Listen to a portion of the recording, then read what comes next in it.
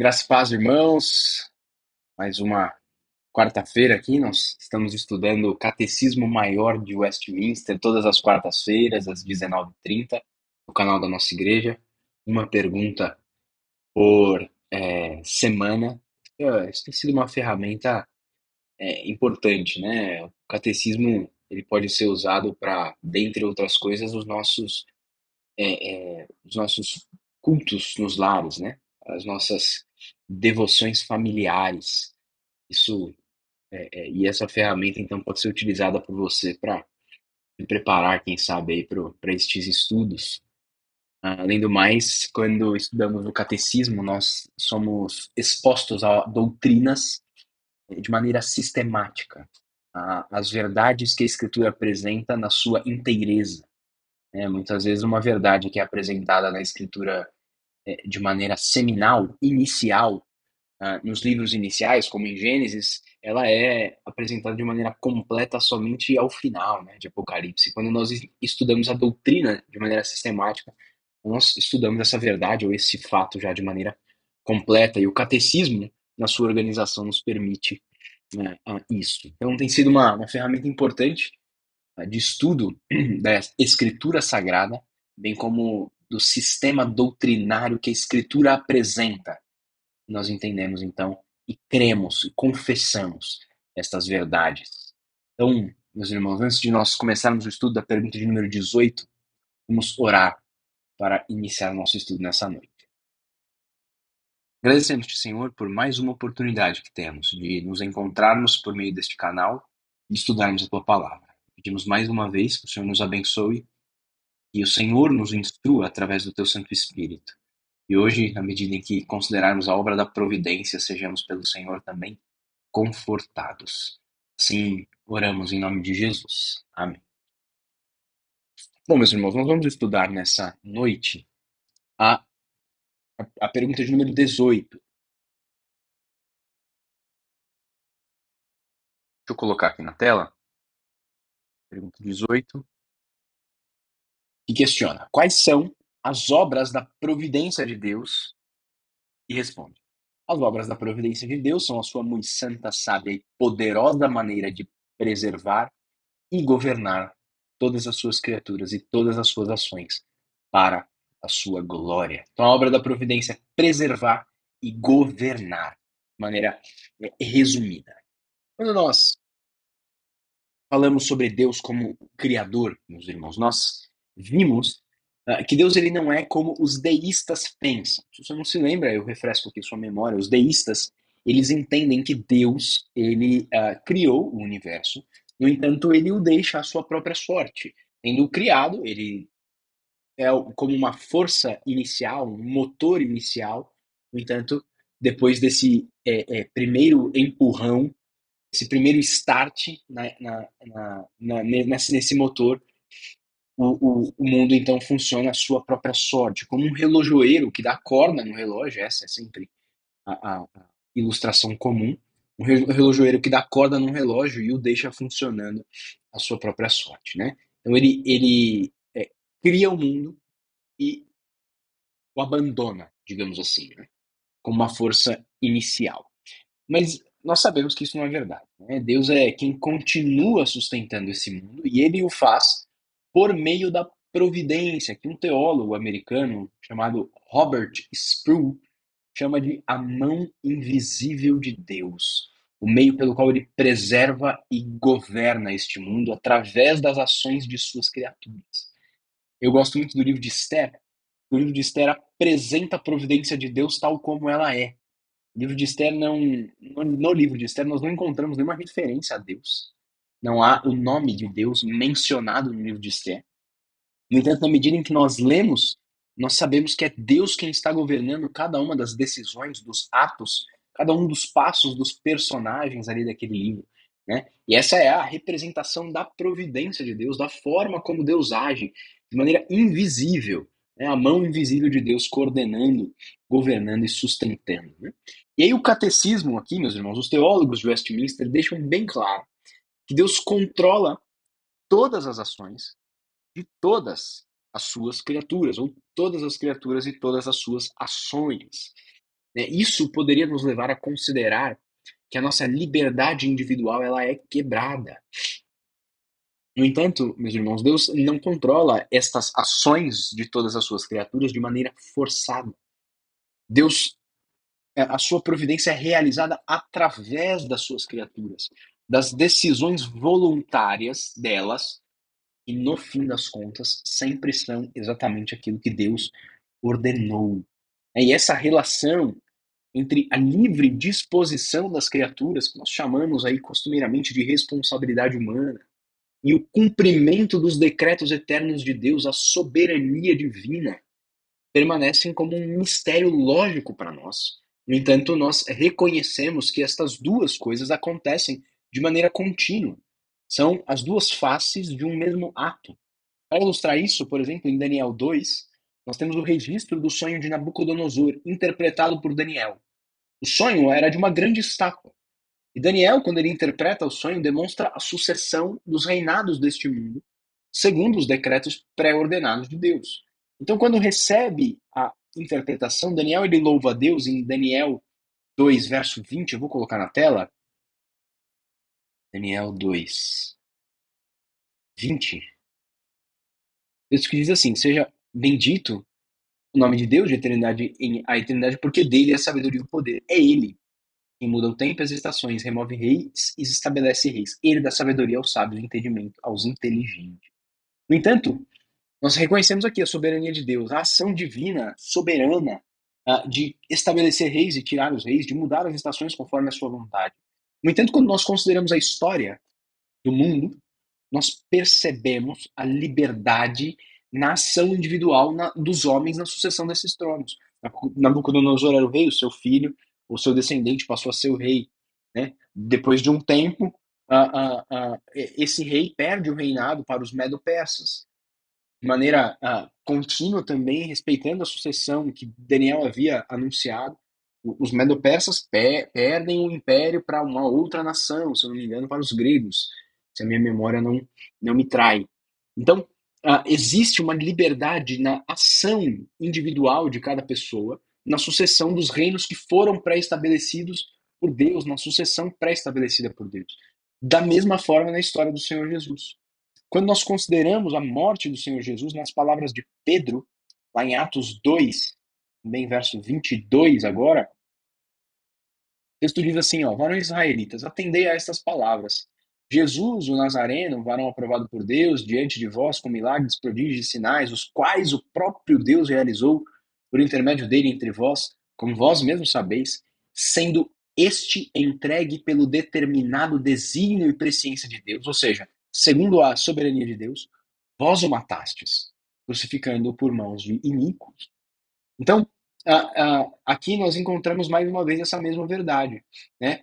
O decreto de Deus que é relacionado à ação humana, sem que um fira o outro, na verdade, acontecendo de maneira concomitante, concorrente, né? Acontecendo junto um do outro, sendo dois lados da mesma moeda. Nós observamos também essa verdade em outros textos, por exemplo, Mateus 10, 29, quando o texto muito conhecido diz assim: não se vendem dois pardais por um asse, e nenhum deles cairá em terra, sem o consentimento de vosso Pai. Então, aqui, acidentes ou eventos que são considerados parte do acaso também são apresentados como controlados por Deus, não somente as ações humanas. E assim também acontece, no caso do acaso, com a história da Arca da Aliança carregada por bois. Pode encontrar isso lá em 1 Samuel 6, de 1 a 18. Conhecida a história de José também revela esta verdade que nós estamos considerando. A ação soberana de Deus, mais uma vez, controlando ações humanas. Então, Gênesis 45, verso 8, diz assim, José diz para os seus irmãos, assim, não fostes vós que me enviastes para cá, e sim Deus, que me pôs por pai de Faraó, o senhor de toda a sua casa, e como governador em toda a terra do Egito. Antes ele havia dito a mesma coisa. Deus me enviou adiante de vós. Mas nós conhecemos a história. Nós sabemos que os irmãos de José que venderam ele como um escravo. Então, aqui nós vemos Deus pondo em ação a sua providência através de todas as ações de todas as suas criaturas, que são livres. Dessa forma, Deus sustenta e governa tudo e todos. E essa é aquilo que nós encontramos aqui no texto dos teólogos de Westminster, a santa, sábia e poderosa obra da providência.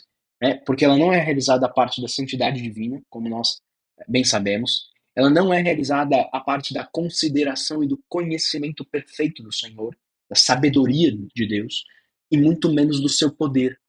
E sobre o poder de Deus, né, nós consideramos, meus irmãos, que Deus ele pode realizar todas essas obras pela sua vontade simplesmente. Pode fazer aquilo que bem entender, segundo a sua vontade, segundo o seu decreto, instantaneamente. Como a criação veio à existência, sua providência pode ser executada, né? E Deus podendo agir assim, através do seu poder, em algumas ocasiões ele age, certamente ele faz, extraordinariamente. No entanto, Deus age ordinariamente através das causas secundárias, que, dentre outras, são as ações das suas criaturas, como nós acabamos de ver aqui. Então, essa é a obra da providência de Deus e essa é a providência de Deus e as obras da providência de Deus são a sustentação, né, a preservação e o governo de todo o universo, né? Então, a Escritura, meus irmãos, ensina claramente o governo providencial de Deus e o controle, né, e o sustento de Deus sobre tudo, sobre o universo em geral, sobre o mundo físico, sobre a criação, sobre os negócios das nações. Nós encontramos, por exemplo, em Jó, essa verdade, Jó 12:23, sobre a vida de cada um de nós, o nascimento. Deus é quem dá a vida, Deus é quem tira a vida. Mas no Salmo 139 nós encontramos também, né, todos os nossos dias foram contados pelo Senhor. Vemos também isso naquelas coisas que são, como vimos, o acaso, coisas que são aparentemente acidentais ou então insignificantes para Deus.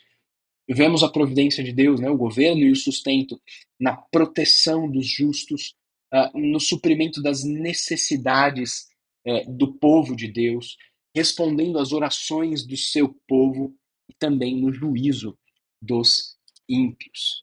Quando falamos sobre a criação, né, sobre o sustento da criação, sobre o sustento de tudo que foi criado, a Escritura afirma o seguinte sobre o Senhor Jesus em Hebreus 1, a partir do 3, diz: Ele que é o resplendor da glória e a expressão exata do seu ser, sustentando todas as coisas pela palavra do seu poder. Depois de ter feito a purificação dos pecados, assentou-se à direita da majestade nas alturas. Então, como nós vemos aqui no texto, não fosse a sustentação contínua do Senhor, a criação não existiria. Ela não existe a parte de Deus, como pensam os deístas, vimos no início, mas só continua a existir por causa de Deus. Olha só o que Neemias registra, essa doxologia, né, esse louvor, aqui no capítulo 9, verso 6. O texto diz assim, ó, verso 6: Só tu és Senhor, tu fizeste o céu, os céus dos céus e todo o seu exército, a terra e tudo quanto neles há, os mares e tudo quanto há neles. Então, o Senhor é o Criador de todas as coisas. E aí ele continua: E tu os preservas a todos com vida, e o exército dos céus te adora. Então, Deus é não só o Criador, mas o sustentador. Esse texto deixa muito claro como que os deístas estão completamente errados, meus irmãos. Eles estão completamente errados no pensamento deles. Deus não criou e deixa esse mundo à sua própria sorte, mas ele ainda é o sustentador, o provedor contínuo do seu povo. Mas Deus também é quem controla, quem dirige tudo de acordo com a sua vontade. O seu governo, meus irmãos, é a sua condução de todas as coisas para que tudo ocorra de acordo com a sua vontade, que foi decretada anteriormente. E sendo Deus, então, o governador, é ele quem tem autoridade sobre todas as coisas. Essa mesma autoridade que é concedida também ao Senhor Jesus, quando ele envia os seus discípulos para pregar o evangelho do reino às nações. Toda autoridade me foi dada nos céus e da terra, portanto, ide e fazei discípulos de todas as nações. Mateus 28:18, né? Até o verso 20, o texto da grande comissão.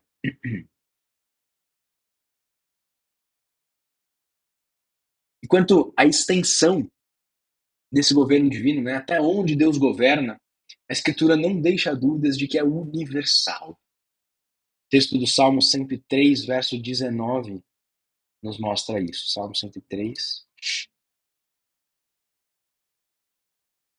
Verso 19 diz: Nos céus estabeleceu o Senhor seu trono e o seu reino domina sobre tudo. O seu reino domina sobre tudo.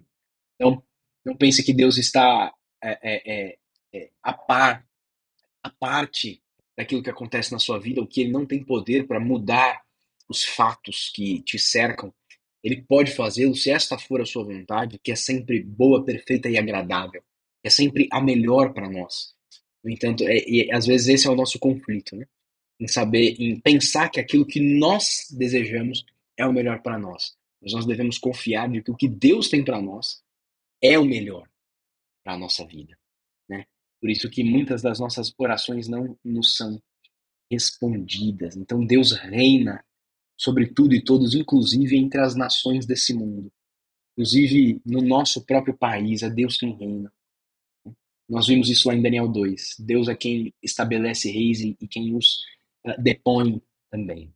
Para nós concluirmos aqui, meus irmãos, não agora o catecismo maior, mas a confissão de fé de Westminster, nos traz uma informação especial a respeito da providência de Deus. Lá, os teólogos afirmam que Deus cuida especialmente da sua igreja. O texto diz lá: como a providência de Deus, aliás, diz no capítulo 5, no parágrafo. Capítulo 5 é isso, capítulo 5, parágrafo 7. Como a providência de Deus se estende, em geral, a todos os crentes, também de um modo muito especial, ele cuida da igreja e tudo dispõe a bem dela. Então, com relação à nossa família da fé, ao corpo de Cristo, a instituição eclesiástica, nós podemos estar certos de que a providência de Deus trabalha em nosso benefício. Essa é uma verdade que nós precisamos e devemos apreender em nosso coração e crer com sinceridade. Isso vai nos ajudar nos dias de aflição e dificuldade, no dia do nosso choro, no dia em que o serviço cristão, em que a nossa vida for difícil. Né? Lembrar dessa verdade será um tremendo consolo para nós. Saber que nós temos um Deus que, em sua soberania, sabedoria, governa, conduz todas as coisas, nos será um consolo abundante, absoluto. Será para conforto nas nossas almas em meio às dificuldades. Que Deus, então, assim, nos abençoe a todos, meus irmãos, e nós nos lembremos dessas verdades sempre. Vamos orar mais uma vez? Agradecemos-te, Senhor, pelo dia e o tempo que o Senhor permitiste e tu permitiste que tivéssemos aqui agora, estudando a tua santa palavra, de modo especial a tua providência. Agradecemos-te por ela, pedimos que o Senhor nos ensine não a ver tua mão com os olhos físicos, mas com os olhos da fé. E assim a experimentar do teu cuidado que é contínuo na nossa vida e nunca nos abandona. Assim pedimos ao Senhor, em nome de Jesus, o nosso Salvador. Amém. Os irmãos, Deus assim os abençoe. Lembrem-se aí dos nossos compromissos do fim de semana, a programação dos jovens às 19 horas, às 9 horas no domingo, aliás, programação dos jovens no sábado às 19 horas, domingo às 9 horas, escola dominical, e de noite o nosso culto, a nossa adoração pública. Esteja conosco, se você nos visita, será uma bênção tê-lo lá. Você pode encontrar o nosso endereço e mais informações nas nossas redes, tá certo? E mais, que Deus abençoe, meus irmãos. Desejo aí um ótimo fim de quarta-feira a todos e um resto de semana também. Tchau, tchau.